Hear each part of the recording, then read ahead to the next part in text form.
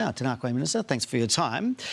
Let's start with supermarkets. You're proposing huge penalties for them, $10 million or 10% of turnover for an affected period if they break this new code of conduct that's being drafted. What would they have to do to incur a $10 million fine? Look, the detail of all of those kinds of things are being carefully worked through, I can assure you. We're looking at, obviously we've put in place we've announced that we're going to have a grocery commissioner who will have responsibility for the sector, much like the telecommunications commissioner currently in place, so that people will know where they can go to if they've got a concern. Sure.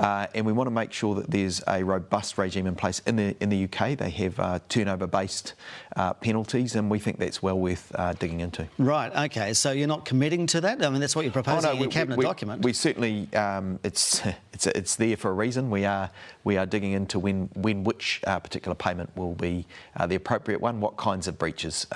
It's important to have a regime that has lighter penalties for things that are not intentional and firmer penalties if it's clear someone in the market is behaving in a completely irresponsible When you're fashion. looking at those overseas jurisdictions, like Australia has a $10 million consumer affairs fine, you're talking about the UK. What kind of grievances or what kind of, offences or incurs that when you've been studying that? Deliberate and repetitive breaches. All right. Could that accidentally deter competition? If you've got a small local start-up here and they're looking at a $10 million fine, are they going to say, that's too risky for me? Well, in the legislation we're pulling together, it's going to be very clear that the two that are designated in the first instance are going to be the Woolworths crowd and the foodstuffs, and those two will be the supermarket duopoly. If others become bigger in the marketplace in the future, they could be designated. So they would be specifically named, those two particular companies? In the law. In the law, okay. They'll be in a schedule at the outset. So this law is designed to apply to the majors. Right, and so a start-up won't be named, as you say, in the law. OK. Have you had any interest in setting up, or indicated to you, in setting up another chain, either from overseas or locally? What I can describe a number of people who are interested. So Costco is setting up here. We know that. They're already, they've had, in fact, they say the biggest interest in their sign-ups in Auckland for any of the ones they've set up in the world. So they're going to come in, I think, and we'll notice them coming. Aldi across the Tasman there, they have made no commitments, but they've entertained the conversation. Right. So we'll watch with interest. We've also seen within New Zealand the Warehouse starting to put some offerings out there, and they have gone into the space before. I know that they're looking at their options, and the likes of Night and Day, Circle K, those smaller outfits, certainly there've been conversations about what their plans are, because they see an opportunity now that wasn't there before. The government has been touting its supermarket reforms as a way of answering the cost of living, but the cost of living crisis is now...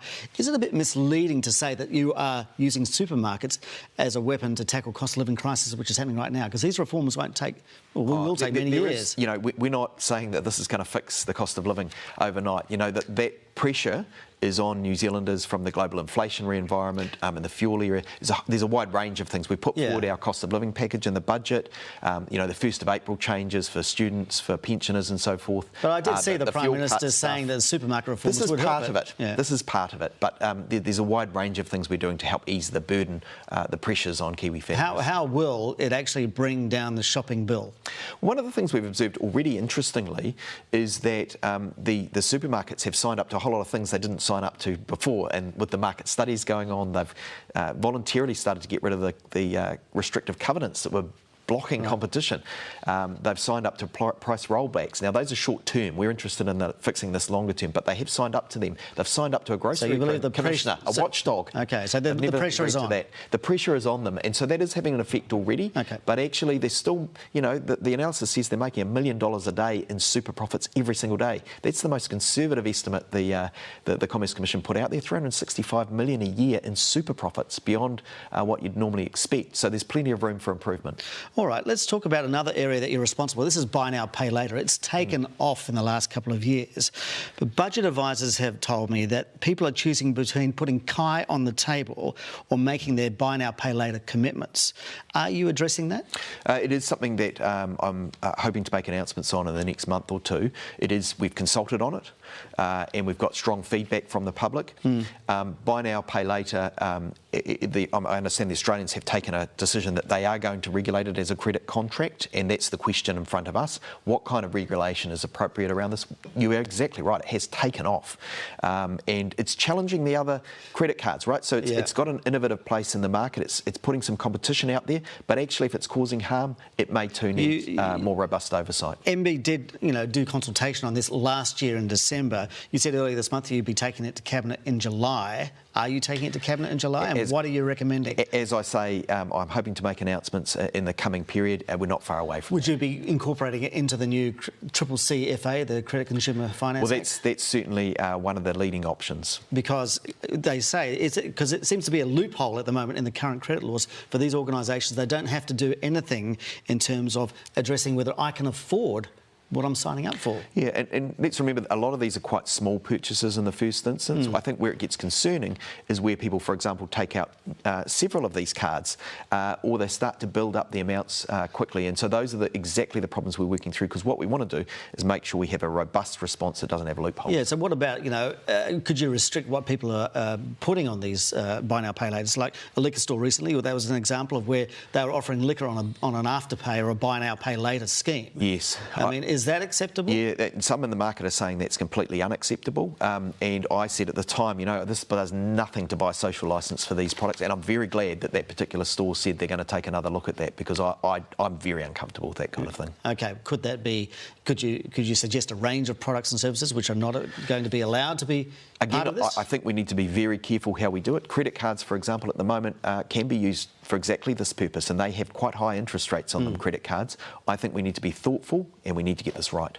All right, let's talk another part of your portfolio. It's between you and the Ministry and Minister of Transport, but it's airline refunds. So civil aviation laws are before Parliament right now. They're in their second reading.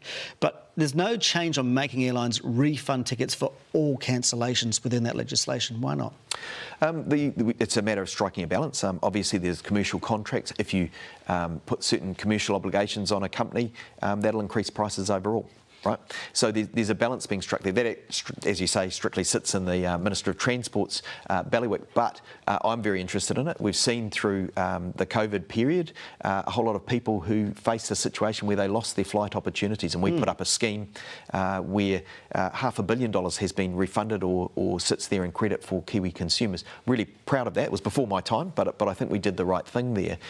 We do need to look out for consumers who are at risk here, and we need to make sure the rules are clear and that they're stuck to. Okay, I mean, your predecessor, Chris Farfoy, said that these rules need to be made more consumer-friendly.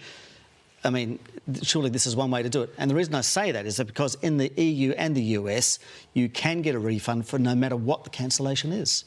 Yeah, and again, that legislation is going through right now and being debated. It does sit with the Minister of Transport, but I agree. But there's nothing in that bill right now. The second reading of that bill has nothing about changing this, does it? No, we've still got the committee stages ahead where these things will be picked apart in the Parliament, and I trust that democratic process to get it right. Yeah, but would you be advocating for it to change in that process? I've got an ongoing conversation with the Minister of Transport on this to make sure that we get that right.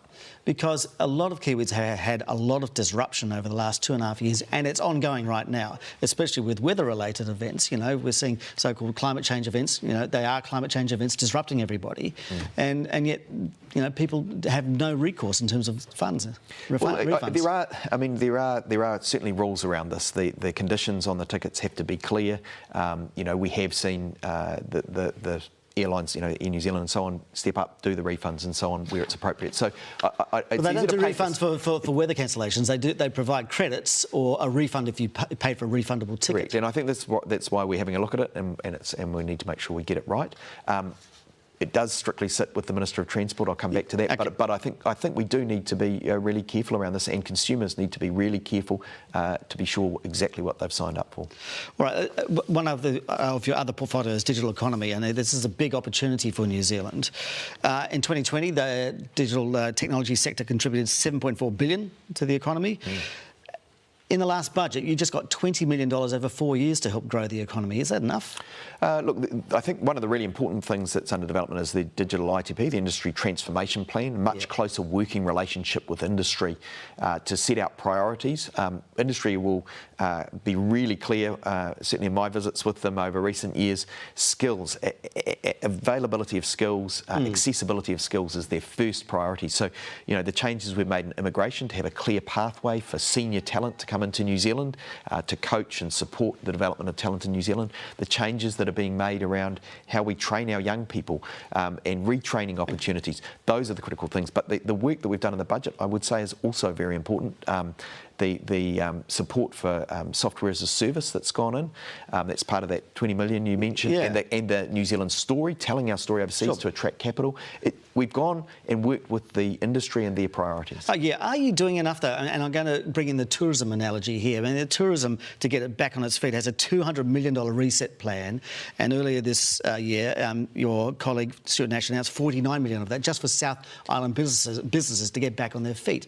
And while tourism is a major export earner, tech is forecast to be even bigger than that by 2030. Yeah. Are you prioritising it enough? I will certainly be advocating as we go into the next budget. We're coming up to the finalisation of our digital strategy. We'll have then the first New Zealand ever digital strategy, so we will have a clear plan for where we want to take that sector. The ITP is now maturing. We're working with industry to prioritise the actions in that. So I think, you know, we're at the start of this journey and we will see more investment over time. But also, let's see that these companies are succeeding. Yeah, they are doing very well. But they could do better, and they could go offshore. So if you say we're at the start of this plan, other countries are further down this track with AI strategies and other such. But in the gaming sector in particular, as you know, Australia's tax incentives, which are up to 40%, launched on July 1. And then we were sitting here a year ago saying you were closely looking at all those settings. Are you just still closely looking at them? Well, we're having a conversation with the industry. The industry is very clear that what's needed is a package of support. They're very supportive, for example, of the Code initiative in Dunedin, where you've got support for emerging in talent. That Australian tax incentive that's been announced is not yet into law. They're still finalising the detail of it. And it's important that we look at that. The industry itself says the answer is not necessarily matching it, but it's making sure we've got the right package of things. Industry development is really key. We're going to look at whether the screen production grants are a viable way into this, or whether there's another way that would get us there quicker and better for the interests of the industry. And while you're looking at that, are we going to lose companies overseas? You know, they report that they are, you know, some of the major game player developers are going to Brisbane or going to Melbourne to have those kinds of discussions. I mean, the ones I've spoken to have been very clear. They're not about to shift their New Zealand operation, but they are looking at whether there's opportunity in Australia, and that's why we're absolutely taking this seriously. Are you concerned that we're going to lose talent? I'm hopeful that we will continue to build talent here. We've got a rapidly growing industry. You know, this industry is just, it's great from sustainable jobs, high value, low carbon, and you know, and when the can scale. that industry, just finally, when can that industry expect some announcement around this? Give us a time. I am going to struggle to give you an exact time. That's a conversation with my colleagues, but I can tell you it's happening. Hopefully soon for them. Okay, Minister, thank you very much for your time. Thanks for coming in the studio. Up next, Dan Bidwar, Dr. Lara Greaves and Sue Bradford.